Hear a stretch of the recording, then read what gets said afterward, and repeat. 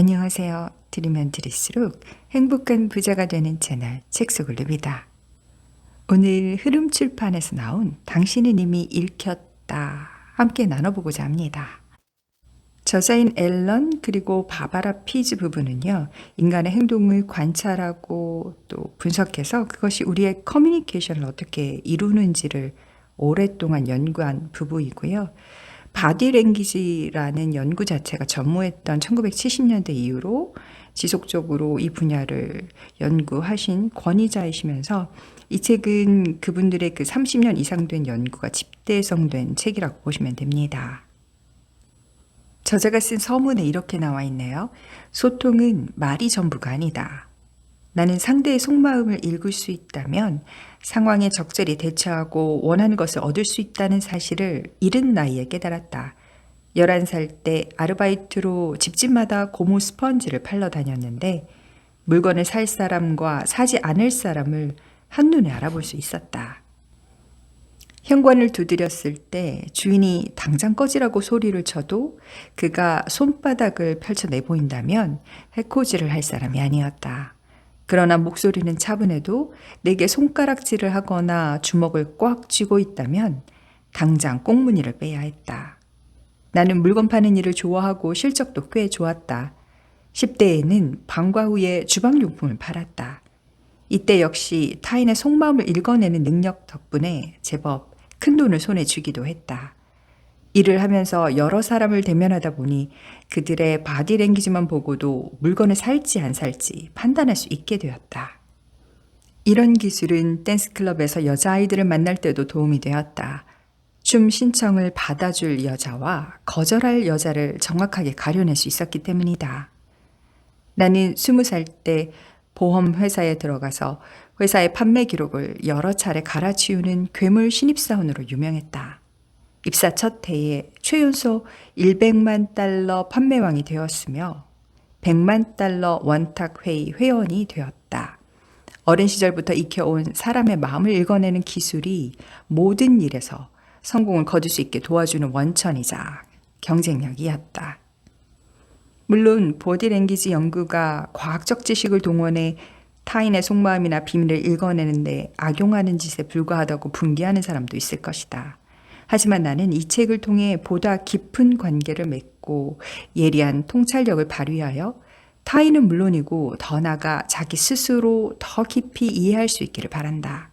이 세상 무엇이든 알고 나면 쉽고 편안하지만 모르면 두렵고 의심이 앞서는 법이다. 야생 조류를 관찰하는 사람은 새를 잡아 박제하려고 하지 않는다. 바디랭귀지에 대한 지식과 기술 역시 상대를 더 깊이 이해하고 인간관계를 풍부하게 만들기 위해서 필요하다. 손은 권력이고 악수는 전쟁이다. 손은 인간의 진화 과정에서 가장 중요한 도구다. 뇌와 손은 어떤 다른 신체 부분보다 복잡하게 연결되어 있다. 그럼에도 자신의 손동작이나 악수를 나누는 방식에 대해 신경 쓰는 사람은 거의 없다. 처음 악수로 5번에서 7번 정도 손을 흔드는 순간 파워게임이 시작되면서 지배와 복종의 관계가 결정된다. 옛날부터 손바닥을 펼쳐 보이는 자세는 진실, 정직, 충성, 복종을 의미했다. 지금도 선서를 할 때 손바닥을 펴고 가슴 위에 포개는 경우가 많다. 법정에 나온 증인이 진실만을 말할 것을 맹세할 때 왼손으로 성경을 들고 오른손은 재판관을 향해 손바닥을 펴서 위로 들어 보인다. 상대가 정직한 사람인지 알고 싶다면 손바닥에 집중하자. 손바닥이 가장 강력한 단서가 될 수 있다. 개가 항복과 복종의 표시로 목을 내밀어 보이듯 사람은 자신이 무장을 하지 않았으며 위협적인 존재가 아니라는 사실을 보여주기 위해 손바닥을 펼쳐 보인다. 지배적인 악수. 앞에서 설명했던 손바닥을 위로 향하는 자세와 손바닥을 아래로 향하는 자세의 영향력에 대해 상기해보자. 로마 시대 지도자들은 악수는 마치 제자리에 서서 팔씨름을 벌이는 것 같았다. 힘겨루기 끝에 강한 쪽이 상대방의 손을 위에서 내리 누르는데 여기서 우위라는 표현이 유래되었다. 지배적인 악수는 자신의 손목을 비틀어 손바닥이 아래를 향하게 만드는 것이다. 이때 손바닥이 정확히 바닥을 향할 필요는 없지만 상대의 손을 위에서 누르는 자세가 되면서 만남을 통제하려는 의사를 분명히 전달한다. 성공한 고위 경영진 350명을 대상으로 조사한 결과 대부분이 먼저 악수를 청하는 것으로 밝혀졌다. 그리고 남성이 88%, 여성이 31%가 지배적인 악수를 취했다. 여성의 비율이 낮은 것은 권력과 통제력에 대한 여성들의 남성들만큼 예민하지 않기 때문인 것으로 보인다. 또 일부 여성의 경우 사교적인 만남에서는 의도적으로 부드러운 악수를 하여 남성에게 복종적인 태도를 전달하기도 했다. 2001년 엘라베마 대학교의 윌리엄 채플린은 악수에 대한 연구를 통해 외향적인 사람은 악수할 때 힘주어 손을 꽉 쥐는 반면 소심하고 예민한 사람은 그 반대라는 사실을 발견했다. 또 새로운 아이디어에 대해 개방적인 태도를 가진 여성이 더 손을 꽉 쥔다는 것도 알아냈다. 남자는 개방적이든 아니든 악수 방식에 큰 차이가 없었다. 따라서 비즈니스 현장에서 여성이 남성과 악수할 때는 손에 힘을 꽉 주는 편이 좋다.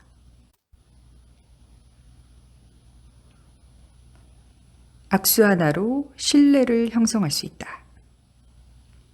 악수를 통해 신뢰를 형성할 때 꼭 알아두어야 할 두 가지 핵심 요소가 있다. 첫째, 자신과 상대방이 모두 손을 수직을 이루어 어느 정도 복종적이거나 지배적이지 않아야 한다.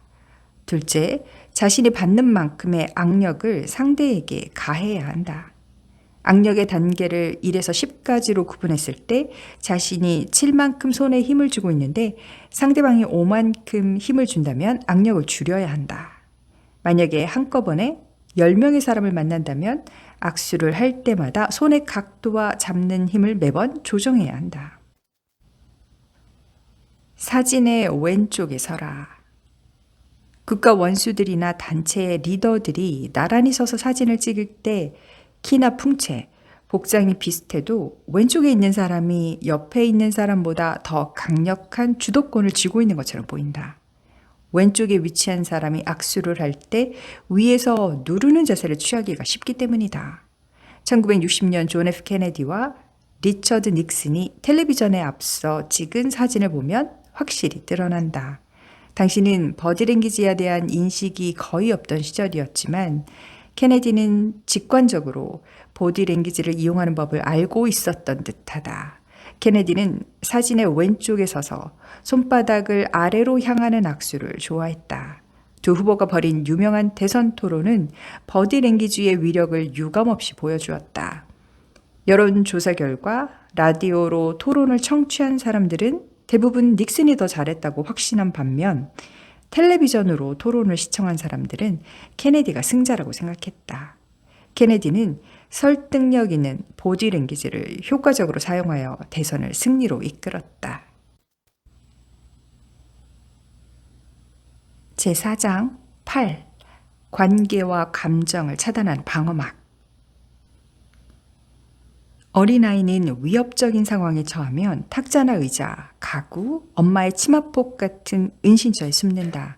어딘가에 숨는 것이 마땅치 않을 때 양팔로 가슴 앞에 단단하게 팔짱 끼는 법을 배운다.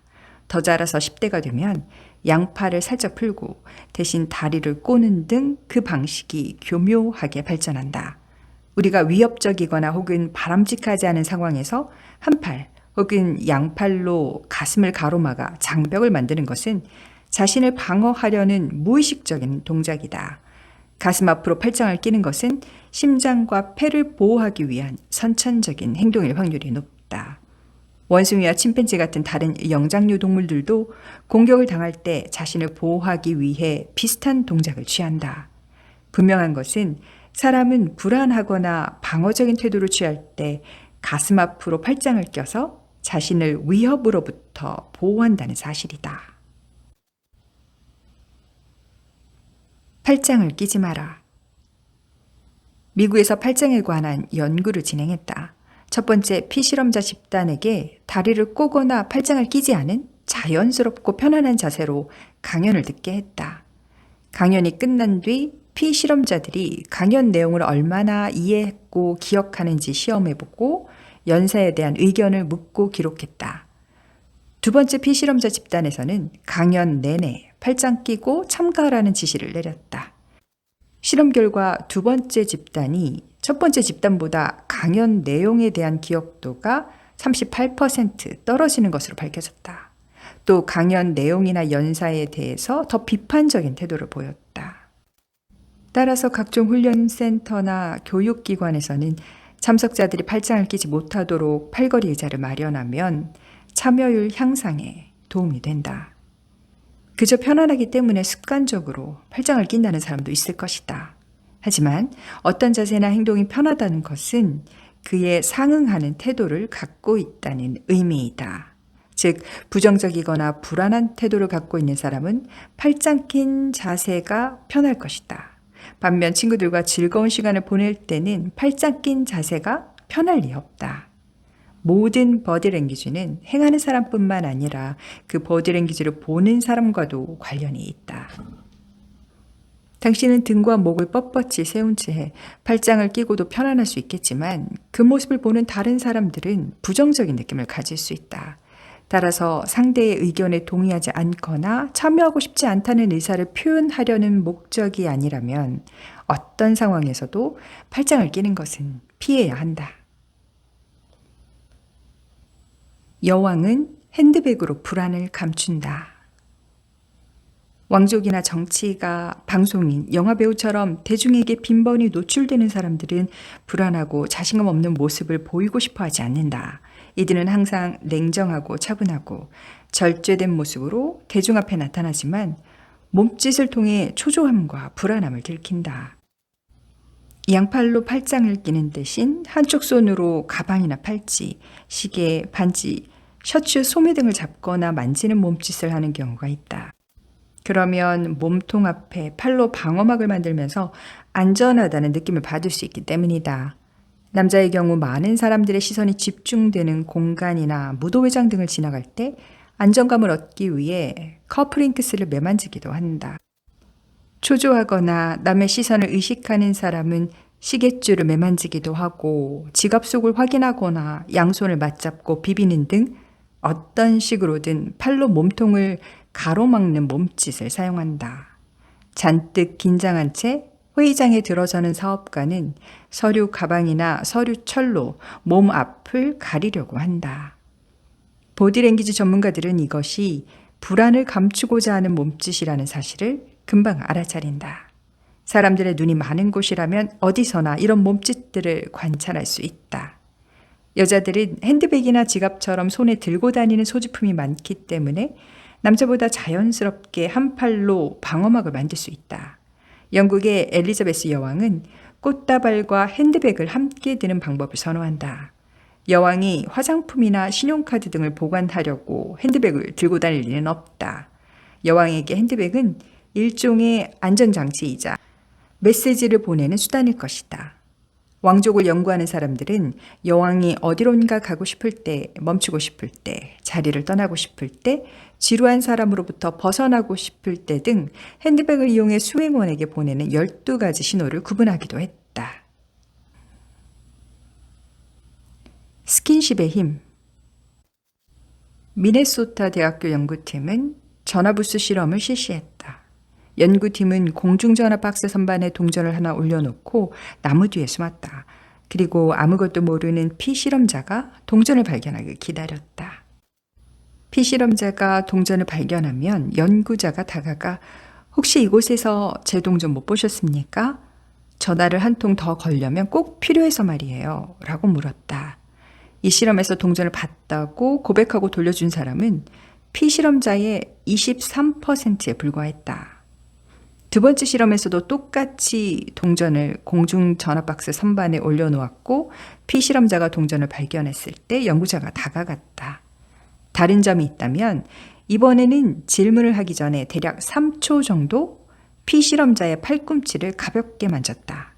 그러자 피실험자의 68%가 동전을 갖고 있다고 시인했으며 당황한 얼굴로 이런 말까지 덧붙였다. 동전을 놓고 간 분이 누구인지 찾고 있던 중이었습니다. 자연스럽게 상대방의 팔꿈치를 만지면 당신이 원하는 것을 얻을 확률이 3배 높아진다. 팔꿈치를 만지는 몸짓이 이런 차이를 만들어낸 3가지 이유는 다음과 같다. 첫째, 팔꿈치는 신체의 은밀한 부위가 아닌 일종의 공적인 부위로 간주된다. 둘째, 낯선 사람의 몸에 손을 대는 것은 대부분의 문화권에서 금기시되고 있기 때문에 오히려 강한 인상을 남길 수 있다. 셋째, 3초 정도 가볍게 팔꿈치를 만지는 접촉으로 두 사람 사이에 순간적인 유대가 형성된다. 우리는 텔레비전 프로그램을 위해 똑같은 실험을 실시했는데 국가별로 차이가 있었다. 동전 회수율이 호주인은 72%, 영국인 70%, 또 독일인 85%, 프랑스인 50%, 이탈리아인 22%로 나타났다. 이 결과를 분석해보면 다른 사람들과 신체 접촉을 자주 하지 않는 문화권일수록 팔꿈치 접촉이 더 효과적이라는 사실을 알 수 있다. 따라서 만약 당신이 영국이나 독일처럼 타인과의 신체 접촉이 예민한 문화권에서 성장한 사람이라면 누군가 당신의 팔꿈치를 만졌을 때 큰 영향을 받을 것이다. 7장 시선. 진심과 흑심은 동공을 스친다. 유사일의 사람들은 눈과 눈이 사람의 행동에 미치는 영향에 많은 관심을 가져왔다. 우리는 시선을 교환하며 대화를 조절하고 지배욕을 드러내고 상대의 거짓말을 판단한다. 누군가를 만날 때 상대의 얼굴을 보는 시간이 많기 때문에 눈빛 신호는 상대의 태도와 생각을 읽어내는 근거가 된다. 처음 만난 사람들은 눈으로 본 정보를 근거로 서로를 판단한다. 매력적인 사람을 보면 동공이 풀린다. 빛의 밝기가 일정할 때 사람의 동공은 기분과 태도의 변화에 따라 확대 혹은 축소된다. 흥분을 하면 동공이 평소 크기의 4배까지 확대가 되고 화를 내거나 부정적인 기분일 때는 동공이 축소된다. 서양인들은 동공이 두드러져 보이는 밝은색 눈을 매력적으로 생각한다. 시카고 대학교 심리학과 학과장 출신으로 동공 측정 연구의 선구자인 에커드 헤스는 동공의 크기가 전반적인 각성 수준에 영향을 받는다는 사실을 발견했다. 일반적으로 사람은 자극적인 대상을 보면 동공이 확대된다. 헤스는 이성애자인 남자와 여자의 동공이 매력적인 이성의 사진을 볼 때는 확대되지만 동성의 사진을 볼 때는 수축되는 것을 발견했다. 피실험자들에게 유쾌 혹은 불쾌한 사진이나 음악을 제시했을 때도 유사한 결과가 나왔다. 또 동공은 문제 해결과 같은 정신적 활동과도 관계가 있어서 해결책을 찾는 순간 최대로 확대된다는 사실도 알아냈다. 우리는 이 결과를 비즈니스에 응용하여 사진 속 광고 모델의 동공을 확대했을 때 모델의 매력도가 증가한다는 것을 입증했다. 실험 결과 동공 확대는 여성용 화장품이나 모발용품, 의복 등 모델의 얼굴 확대 사진의 광고에 이용하는 모든 제품의 판매량을 증가시킬 수 있는 효과적인 방법이었다. 눈은 구애 과정에서 가장 중요한 신호를 전달한다. 여자는 매력을 느끼는 남자를 볼 때 동공이 확대되는데 남자는 이런 신호를 본능적으로 인식한다. 어둑한 조명 아래서는 동공이 확대되어 남녀가 서로에게 관심을 보일 가능성이 높아진다. 연인들은 서로의 눈을 응시하며 무의식적으로 동공이 확대되는지 확인한다. 그리고 상대방의 확대된 동공을 보면 흥분한다. 연구 결과에 의하면 남자는 포르노 영화를 볼 때 동공이 평소보다 3배나 커진다. 반면 여자들은 어머니와 아기가 함께 있는 사진을 볼 때 최대로 확대되었다. 남자가 물건을 잘 찾지 못하는 이유. 우리는 평범한 사람들로 구성된 피실험자 집단을 나체촌에 들여보내고 그들의 시선을 분석했다. 모든 남성 피실험자들이 고개를 숙이고 싶은 욕구를 참기 힘들었다고 보고했다. 비디오 판독 결과 정말 남성들은 아래를 쳐다본 것으로 밝혀졌다. 여성 피실험자들은 시선 처리에 큰 문제가 없다고 보고했다. 실제로도 시선을 돌리거나 고개를 숙인 여성은 거의 없었다. 남녀의 차이는 바로 시야 때문이다. 터널 시야를 갖고 있는 남자는 바로 앞에 있는 물체나 멀리 있는 목표물을 여자보다 훨씬 잘 볼 수 있지만 대신 주변 시야가 매우 좁다. 남자들이 냉장고나 서랍 속 물건을 잘 찾지 못하는 이유가 바로 이것이다. 여자는 상하 좌우 최소 45도에 걸치는 주변 시야를 가지고 있다. 덕분에 상대의 얼굴을 보며 인사하면서도 옷차림이며 가방까지 죄다 살펴볼 수 있다. 남자의 관심을 끄는 눈빛. 여자가 건너편에 있는 남자의 관심을 끌고 싶다면 그와 2, 3초간 눈빛을 교환하다가 시선을 아래로 내리면 된다. 이 정도의 응시만으로도 남자에게 관심과 복종의 의사를 충분히 전달할 수 있다. 웹스터 대학교의 모니카 무어 박사의 실험에 의하면 대부분의 남자는 여자가 처음 보내는 눈빛 신호를 잘 읽어내지 못한다. 보통 남자는 여자가 3번 정도 신호를 보내야 겨우 알아차린다. 정말 둔한 남자는 4, 5번 혹은 그 이상 반복해야 그 의미를 이해한다. 어쨌든 이런 식으로 남자의 관심을 끌었다면 눈썹을 치켜 세우는 몸짓을 살짝 보여주면서 평소보다 눈을 살짝 크게 뜨고 신호를 보내면 된다. 그래도 알아차리지 못하는 미련한 남자에게는 이봐요, 당신이 마음에 들어요 라고 말로 하는 게 낫다. 연애는 시선 교환에서 시작한다. 우리는 텔레비전 쇼 프로그램을 위해 결혼정보 회사와 함께 실험을 실시한 적이 있다. 남성 회원 몇 명에게 자신과 매우 잘 어울리는 여자와 데이트를 하게 되었으니 기대해도 좋다고 알렸다. 하지만 데이트 상대가 어린 시절 한쪽 눈을 다친 적이 있어 눈에 대해 상당히 예민하다고 말해주었다. 어느 쪽 눈을 다쳤는지는 확실히 모르지만 유심히 보면 알 수 있을 거라고도 덧붙였다. 여성 회원에게도 데이트 상대에 대해 똑같은 이야기를 들려주었다. 데이트 당일 남녀 모두 잊지도 않은 다친 눈을 찾으려고 열심히 상대방의 눈을 들여다보았다. 데이트가 끝나자 남녀 모두 서로에게 높은 친밀감과 낭만적인 감정을 느꼈다고 보고했다. 이들이 두 번째 만남으로 이어진 확률도 결혼정보 회사의 평균보다 2배나 높았다. 지금 무엇을 떠올리고 있습니까? 눈동자의 움직임을 보면 상대가 과거에 본 것, 들은 것, 냄새 맡은 것, 맛본 것, 만진 것 중에서 무엇을 떠올리고 있는지 알 수 있다. 이 기술은 미국의 심리학자 그라인더와 밴들러가 개발한 신경 언어학적 프로그래밍이라고 불린다. 간단히 설명하면 사람이 예전에 본 것을 떠올릴 때는 눈이 위쪽을 향해 움직인다. 들은 것을 떠올릴 때는 옆을 보면서 마치 귀를 기울이듯 고개를 살짝 기울인다. 또 느낌이나 감정을 떠올릴 때는 오른쪽 아래를, 혼잣말을 할 때는 왼쪽 아래를 바라본다. 문제는 눈동자의 움직임이 아주 순간적으로 나타나고 다른 몸짓들과 조합을 이루기 때문에 바로 읽어내기 어렵다는 것이다.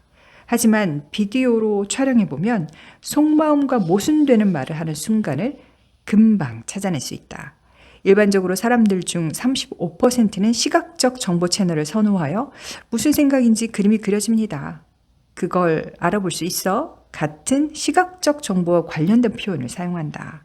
이런 사람들의 주목을 끌기 위해서는 사진이나 표, 그래프 등을 보여주면 된다. 25%는 청각적 채널을 선호하여 귀가 번쩍 뜨였어, 무슨 말인지 알아들었어 같은 표현을 사용한다. 나머지 40%는 촉각 채널을 선호하여 머리 좀 잘 굴려봐, 그 뜻이 손에 잡힐 듯해 같은 표현을 자주 쓴다.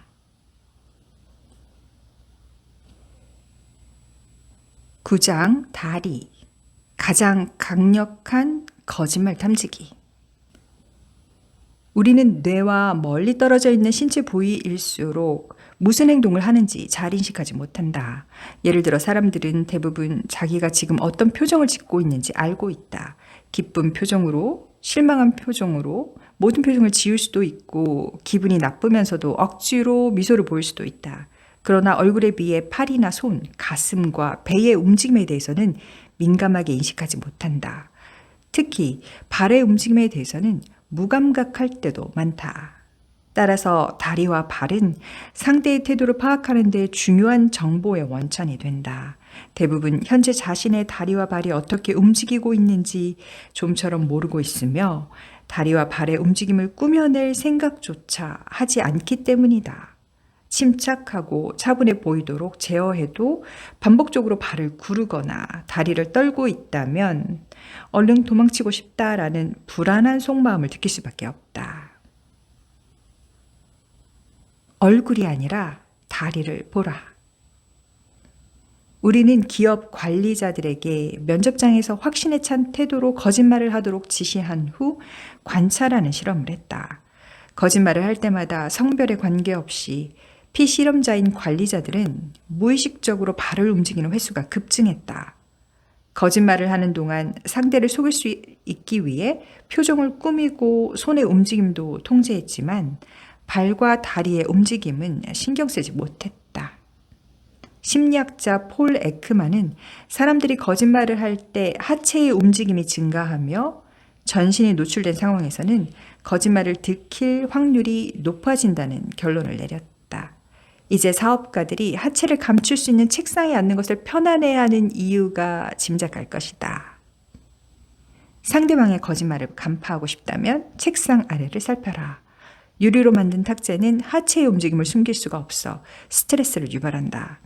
두 다리가 완전히 드러나는 까닭에 자신을 완벽하게 통제할 수 없다는 생각을 들게 하기 때문이다.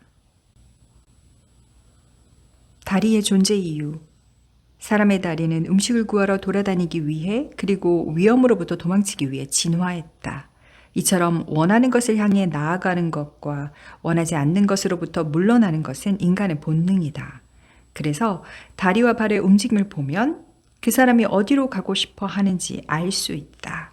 다시 말해 상대방의 발과 다리가 대화를 계속하고 싶은지 그만 자리를 떠나고 싶은지를 보여준다는 것이다. 다리를 꼬지 않거나 벌린 자세는 개방적이거나 지배적인 태도를, 다리를 꼰 자세는 폐쇄적이거나 불확실한 태도를 뜻한다. 상대 남자에게 관심 없는 여자는 팔짱을 끼고 다리를 꼬고 앉아 접근 금지라는 뜻의 보디랭귀지를 취할 것이다. 반대로 상대 남자에게 관심 있는 여자는 남자를 향해 개방적인 자세를 취할 것이다. 4가지 기본적인 직립 자세. 첫 번째, 차렷 자세. 머물겠다거나 떠나겠다는 뜻이 아닌 중립적 태도를 나타내는 정중한 자세다. 남녀가 만날 때 두 다리를 붙이고 있으면 대답하지 않겠다는 뜻이므로 남자보다 여자가 더 자주 취하는 자세다. 학생들이 선생님 앞에서, 하급자가 상급자 앞에서, 직원이 사장 앞에서 말을 할 때 주로 이 자세를 취한다. 둘째, 다리를 벌리고 선 자세. 이것은 주로 남성들이 취하는 자세로 사타구니를 과시하는 동작이다. 양 발을 바닥에 단단히 붙이고 서서 절대 움직이지 않겠다는 의사를 나타낸다. 그리고 이 자세는 지배의 신호로 사용되기도 한다. 운동 경기를 하는 남자 선수들이 휴식 시간에 다리를 벌리고 빙 둘러서서 사타구니를 매만지는 모습을 쉽게 볼 수 있다. 이는 가려워서 만지는 것이 아니라 남성성을 강조하는 동시에 모든 선수가 비슷한 동작을 함으로써 단결력을 과시하는 행동이다. 3. 한 발을 앞으로 내민 자세.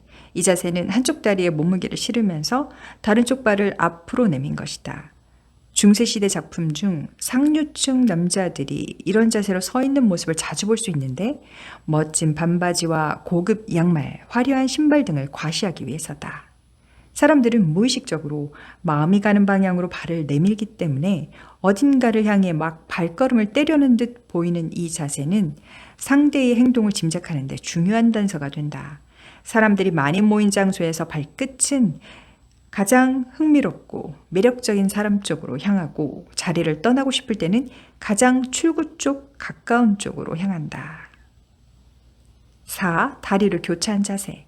남녀가 고루 모이는 자리에 참석할 기회가 있다면 사람들을 유심히 살펴보라. 팔짱을 끼고 다리를 꼰 채 서 있는 무리들을 관찰해보면 서로 일반적인 사회적 거리보다 훨씬 더 큰 간격을 두고 멀리 떨어져 서 있을 것이다.